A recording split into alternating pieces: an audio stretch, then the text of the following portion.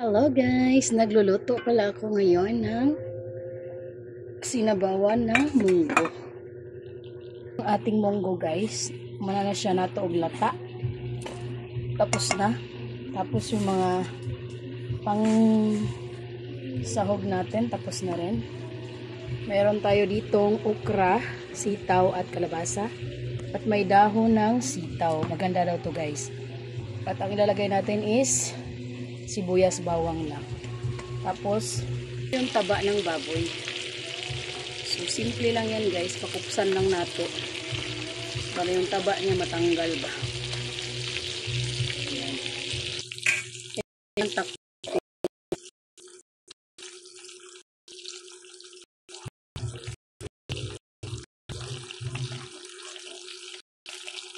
may bahaw mandari guys. Lami mo kayo naisod anong bahaw guys. Amo butangan nag-asin guys. Okay, ladies choice. Mukotsinyo kulay orange. Inaw ni mga piti-piti na guys. Buna-buna na to. Ato na pong pamaliin.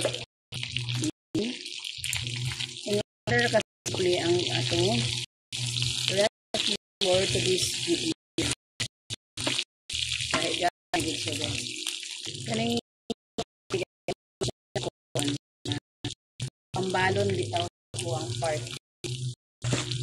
So, ano na siyang ihaon. Ihain.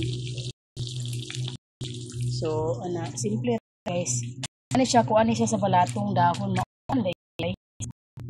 nagpalit o nang ginakaon. Ayun. So, nila po na mo ugma. May nalang mo. Kani bitang kuan magtipid-tipid na ta. So, na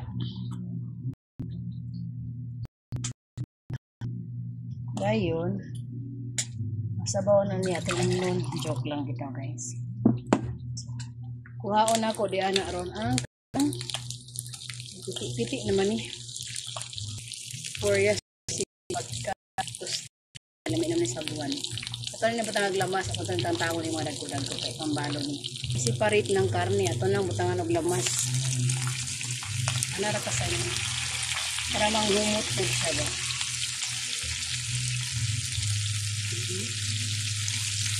Diba? Maglatan at ang munggos. Ngayon, anay ra ka, sayon ang amuang recipe guys, munggo with taba. Toyo og gisa gapilya guys. Ako rin ang kuhaon ng dagko guys, kay inana ra siya kaunon. Unang himuog ka ng sisig.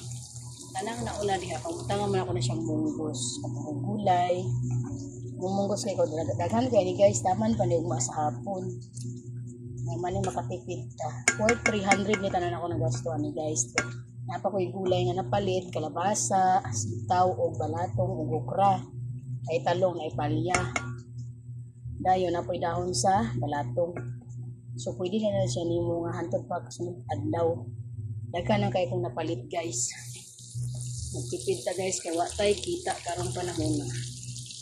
Ato na siyang takpan muna para magkuan ang iyang lasa. Manuot-suot. Kay medyo brown naman, ato nang hauno ni uban. Paglisod magkukuha ni prito na po sunod guys. Sayang kayang oil ba mo nang hayaan sa nato na diyan siyang mag-brown jud. Anaw ra mo guys kung saon ako na. Simple ra ginakay guys. Pamantikaon na po nagtaman para malami na. Gore dito, bubo na siya. Una to nang kaning kuan, kaning unod. Unya na ning sabaw.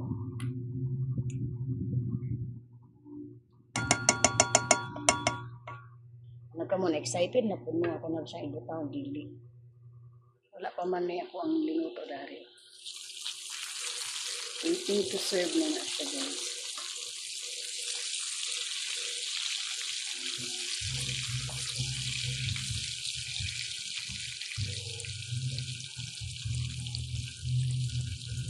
Ipakuksan ng tama. Butang na nato ang atong munggos. Wala ikuha na to ang sabaw. Ha? Ano ra ka simple gisaon pa nato na siya. Diba? Ang kalabasa o sitaw.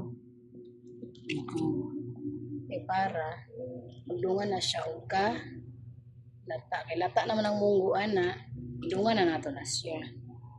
Kita magpaabot og mga pila ka oras, ibutang na nato na siya. Ngano, latan pa man na siya, latananan pa man ang kalabasan. Sabay na sa gisa diha sa munggos. Nagkita na ang atong utan, ato na ibutang ang sabaw niya. Para magdungan na sila og ka lata. Di ba?